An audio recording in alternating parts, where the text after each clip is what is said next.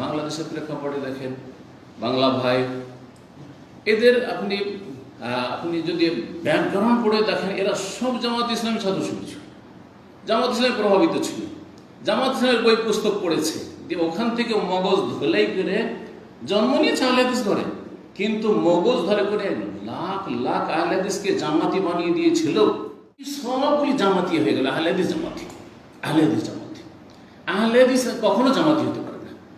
তাহলে আহলে হাদিসের খরচ থেকে বেরিয়ে চলে গেছে, তারপরে জামাতি হয়েছে। ওই রকম ছিল বাংলা ভাই, আব্দুর রহমান জিএপি এবং এদের অনুসারী যতগুলি ধরা খেয়েছে। আলহামদুলিল্লাহ, এই দুটো দল, হ্যাঁ, জামাতে ইসলামী ভারত উপমহাদেশে, যার প্রতিষ্ঠাতা মৌলানা মওদুদী, আর আরব দেশে হাসানুল বান্না, সৈয়দ কুতুব, আর তারপরে আরও তার সাথে শীর্ষস্থানে বড় বড় নেতারা রয়েছে মিশরের আর সিরিয়ার ইত্যাদি সব দেশে। এই দুটো দল, নাম দুটো হইল, এই দুটো দল ঠিক ওই রকমই যেমন একটি মুদ্রার এপিট আর ওপিট, কোনো পার্থক্য নেই। সুতরাং ইখওয়ানীদের সম্পর্কে যে আলোচনাগুলি আজকে হবে সেগুলি সেম একেবারে জামাত ইসলামী সম্পর্কে আলোচনা। মুদ্রার, ভালো ভাষাতে বললে কি বলা হয়, মুদ্রার এপিট আর ওপিট।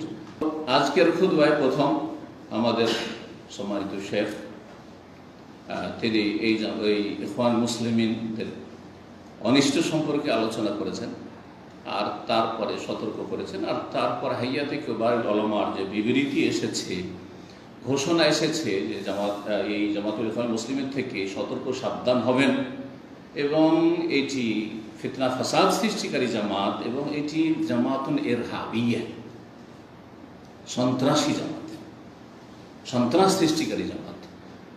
যতগুলি সন্ত্রাসী দল পয়দা হয়েছে এদের গর্ভ থেকে, এই জামাত ইখওয়ান মুসলিমিন আর জামাতের গর্ভ থেকে পয়দা হয়েছে।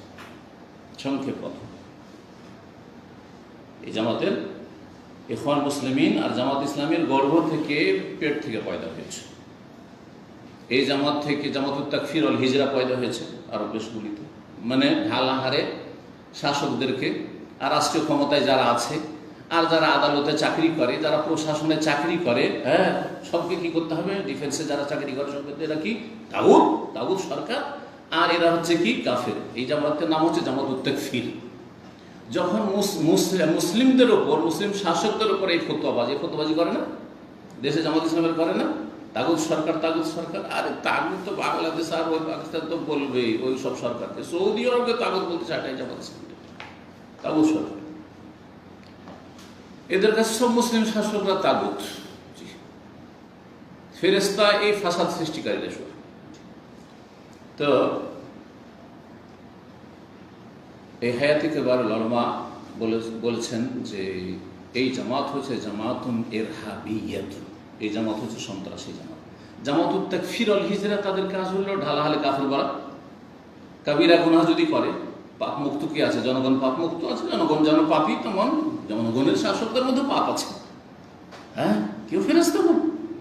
আপনার জনগণ যারা ভোট দিচ্ছে, যেসব দেশে ভোট হয়েছে, ভোটাররা যেমন পাপী, বহু কাবিরা গুনাহতে জড়িয়ে আছে, তো যারা ভোট নিচ্ছে আপনাদের কাছে তারাও বিভিন্ন কাবিরা গুনাহতে জড়িয়ে আছে। একই অবস্থা, নাগাছ থেকে নেমে আসছে। তো ইরহাবি জামাত, এ হচ্ছে সন্ত্রাসী জামাত, জামাতুল ইখওয়ান মুসলিমিন, জি, জামাতুত তাকফির ওয়াল হিজরা। যখন কাফের হয়ে গেছে তাহলে কি করতে হবে, হিজরত করতে হবে।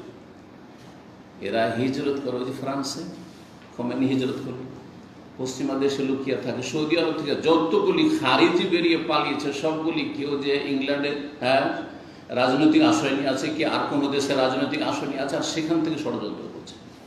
এই হলো জামাতুত তাকফির ওয়াল হিজরা, ওই, হ্যাঁ, হিজরত করা, বাইরে যান, হিজরত করে চলে গেল আফগানিস্তানে, হ্যাঁ, বন জঙ্গলে, পাহাড়ি, হ্যাঁ, ওখান থেকে বলছে বিনা শাসককে জেহাদ করছে। কোনো সফলতা দেখতে পেয়েছেন?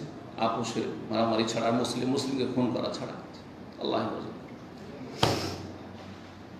বরং কাফেরদের অস্ত্র হিসেবে ব্যবহার হয়।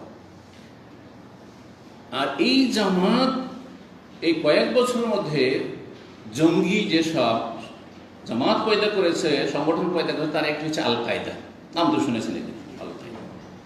আর একটি জামাত তারপরে যেটা পয়দা হলো সেটা হচ্ছে দায়েশ, আরবিতে দায়েশ আর ইংরেজিতে হচ্ছে আইএস, হ্যাঁ ইসলামিক স্টেট, হ্যাঁ হ্যাঁ Iraq and Syria Islamic state. Iraq Syria তারা ইসলামিক স্টেট করবে। দায়েশ, দায়েশ সংক্ষেপে আদ-দাওলা ইসলামিয়া এই সিরিয়া ও ইরাক, এগুলোতে তারা কি করবে?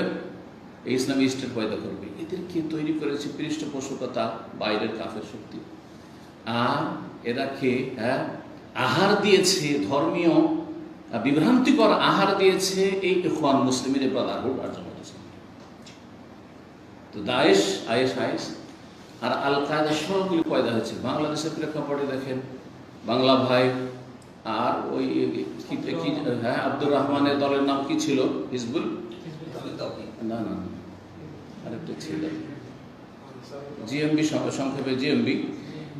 এদের আপনি যদি ব্যাকগ্রাউন্ড পড়ে দেখেন, এরা সব জামাত ইসলামী ছাত্র শিবির ছিল, জামাত ইসলামে প্রভাবিত ছিল, জামাত ইসলামের বই পুস্তক পড়েছে, দিয়ে ওখান থেকে মগজ ধোলাই করে জন্ম নিয়েছে আহলে হাদিস ঘরে। কিন্তু মগজ ধরে করে লাখ লাখ আহলে হাদিসকে জামাতি বানিয়ে দিয়েছিল। জি হ্যাঁ। আর বিশেষ করে এই ক্ষেত্রে বক্তব্যের ময়দানে বিভ্রান্তির শিকার হয়েছে মাওলানা সাঈদের বক্তব্য শুনে। এই রহস্যটা একটু উদ্ঘাটন করেন। কথা যদিও আসল যে খুতবা নিয়ে আলোচনা করবো সেদিকে এখন আসতে পারিনি, কিন্তু এগুলো বিষয়ে জানা জরুরি, এগুলো বিষয়ে জানা জরুরি আপনাদের। যে মাওলানা মওদুদী জন্ম নিলেন এবং জামাতের প্রতিষ্ঠা করলেন ভারতে। হিজরত করে মাওলানা মওদুদীর আসল জায়গা হচ্ছে পাকিস্তান চলে গেলেন। হ্যাঁ, তাহলে হয় জামাত ইসলামের শক্তিশালী থাকতো ভারতে, বলেন ভারত তো অমুসলিম মেজরিটি দেশ, তো পাকিস্তানে একটা দুটা সিট পেয়েছে ইলেকশনে আসার পর। আর তারপরে তখন একবারে সর্বহারা হয়ে গেছে। মফিলেস কিছুই পায় না, পায়ের তলে মাটি নেই, কিছুই পায় না সেখানে। পাকিস্তানে জামাত ইসলামী এত শক্তিশালী নয় যত শক্তিশালী বাংলাদেশে। কেন? এই রহস্য আমি উদ্ঘাটন করেছি। এই জামাত মাওলানা মওদুদীর প্রতিষ্ঠা করা হইলেও এই জামাতকে আহার জুগিয়েছে মাওলানা দেলোয়ার হোসেন সাঈদের বক্তব্য। জাতি আবেগী, আর ইসলাম কায়েম হয়ে যাবে, ইসলামী রাষ্ট্র হয়ে যাবে, আর ইসলামী আইনের বাস্তবায়ন হয়ে যাবে, আর আমরা ভালো মানুষরা ক্ষমতা আসবো। এর চেয়ে ভালো কথা আর কি হতে পারে? কথা তো খুব সুন্দর, কথা বুঝতে পেরেছেন?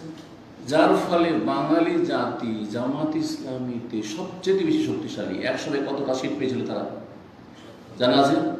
18টা সিট পেয়েছিল, 3টা মন্ত্রী হয়েছে, জানা আছে এগুলো আপনার। মন্ত্রী কিছু দেয়, 18টা সিট।